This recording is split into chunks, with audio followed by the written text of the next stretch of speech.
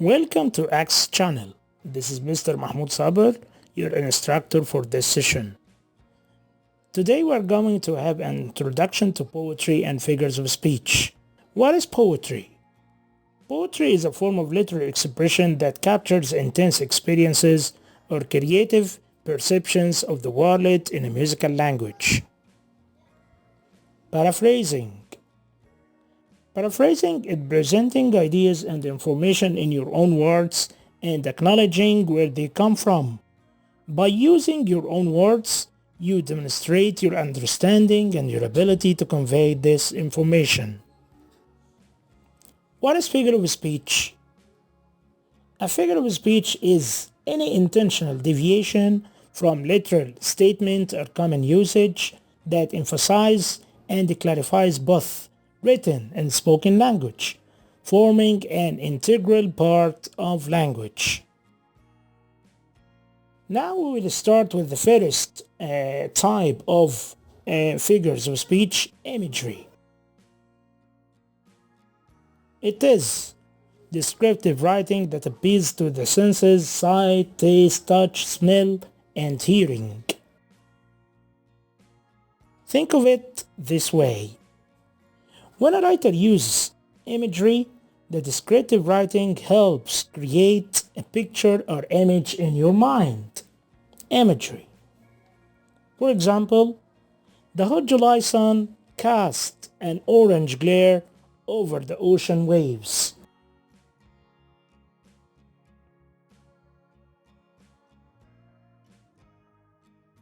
Another example, the cool waves crashed over my feet as we walked along the gritty sand.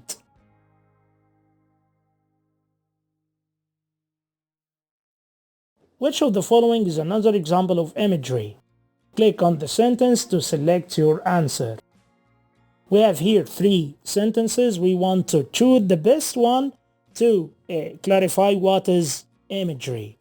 For sure, the second one is the closest answer.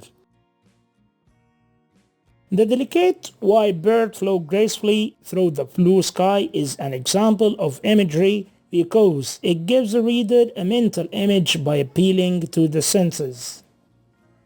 Simile. Simile is comparing two unlike things using the words like or as or similar to or the same as or such as. For example, she ran like the wind.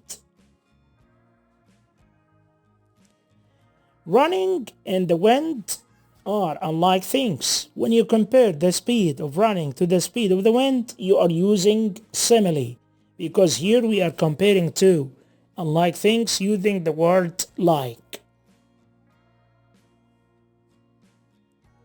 More examples. The snow was as thick as a blanket. She was as light as a feather. You are acting like a baby. He felt like a bug under a microscope. He was as fast as a tiger. Which of the following is not, take care about it, not another example of simile? Here we have 3 sentences and we have 2 of them that contains words as we mentioned before as and like, so it is simile, but we need the one which is not simile. So we have as in here and like in here. So the right answer will be he is an elephant. He is an elephant is not a simile because even though it does compare to unlike things, it doesn't use the words like or as.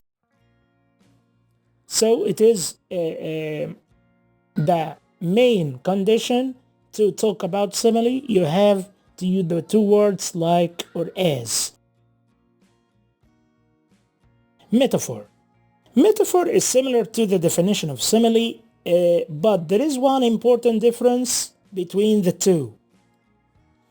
Remember, the definition of simile, it has 2 parts. 2 unlike things are being compared, and we have to use the 2 words like and as. But there will be also 2 parts in the definition of metaphor. Using the following example will make you figure out the definition of a metaphor.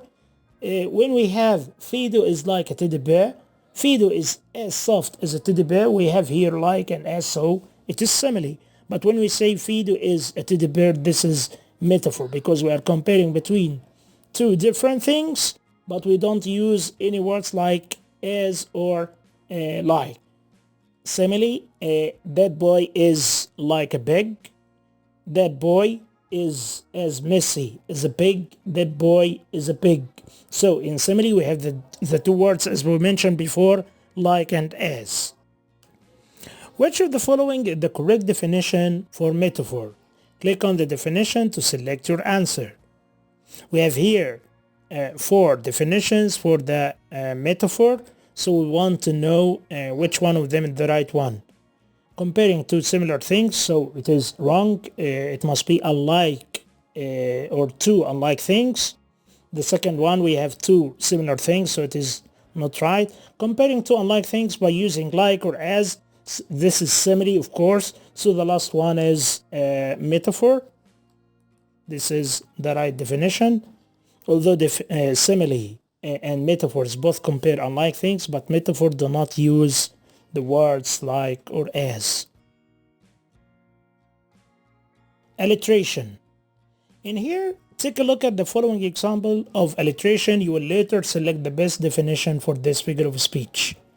In here we have Brad wore his blue and brown blazer. Hank held his head high. Larry loves lemonade and lollipops. 6 swans went swimming in the sea.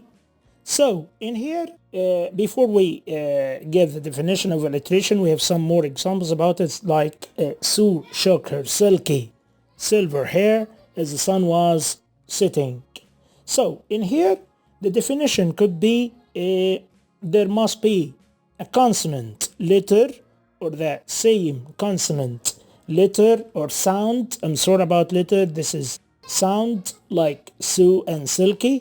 It must be in the beginning of the word. It must be the same sound. It must be in the same line. So in here we don't have alliteration in Elizabeth easily eyed an elephant in the elevator, because one of the conditions of having alliteration in a line, it must be consonant sound, not a vowel. So S is consonant is right, but we have E in Elizabeth and easily and eyed, so this is vowel, so it is not alliteration. Repetition of beginning consonant sound, repetition of beginning vowel sound, repetition of ending consonant sound, repetition of ending vowel sound. Can you guess it? Can you figure out the right definition? Of course, it is the repetition of beginning consonant sound. So alliteration is the repetition of beginning consonant sounds, such as 6 city swans went swimming in the sea. It is important to note that not every word in the sentence has to begin with the same letter in order for it to be considered alliteration.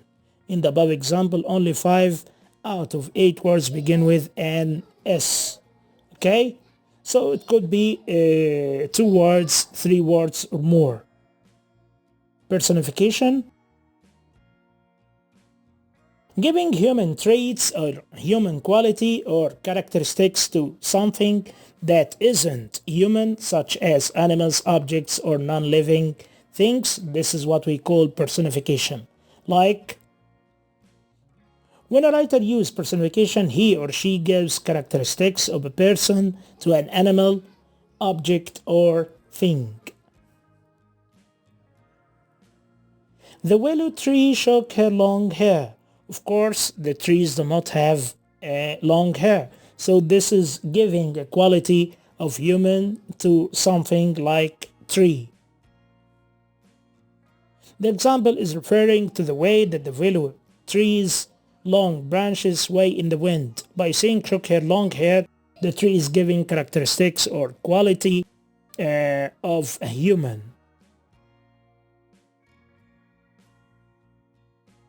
We have here more examples. The car danced across the icy road, the angry clouds marched across the sky, the stars in the clear night sky winked at me, the tulips nod their heads in the breeze. So all of these are qualities of human, and you give it to something or some object. So this is what we call personification, giving human quality to something.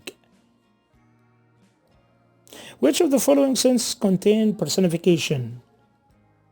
In here, the wind juggled the leaves, the wind blew the leaves, the wind moved the leaves. Of course, it is the first one because of the word juggled. Because blew and moved, this is something for the wind. We know about it. But juggled could be only for human. So this is personification. This is an example of personification as we mentioned before. Repetition. Poems also create music through the repetition or words and lines, like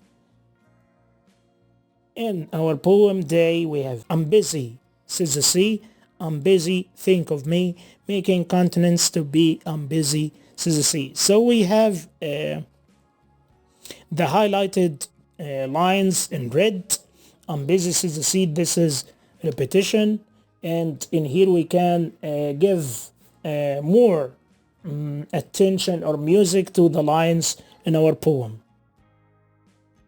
One line here is repeated 2 times, as we mentioned, I'm busy, says the sea. Contrast. Contrast is a rhetorical device through which writers identify differences between 2 objects, places, persons, things, or ideas. Simply, it is type of opposition between 2 objects highlighted to emphasize their difference. So you are talking about the opposite here.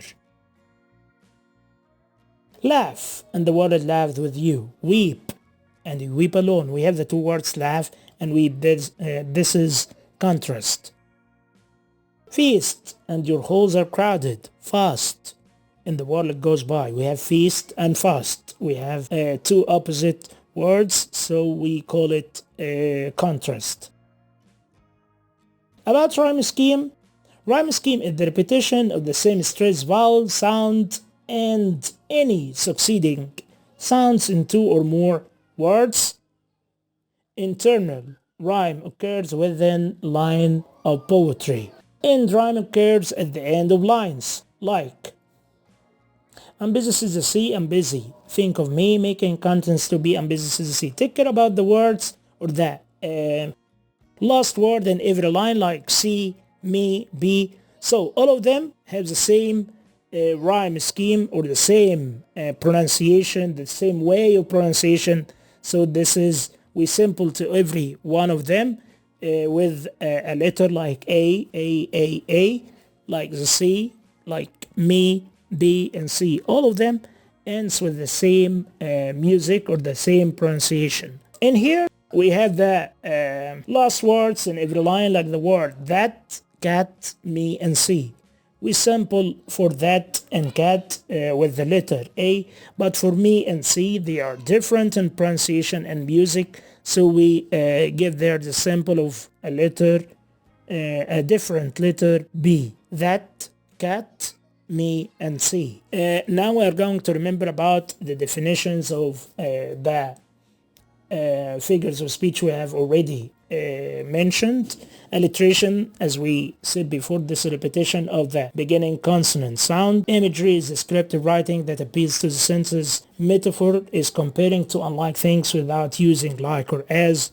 Personification is giving human quality or human traits or characteristics to something that is not human. Simile is comparing to unlike things using like and as.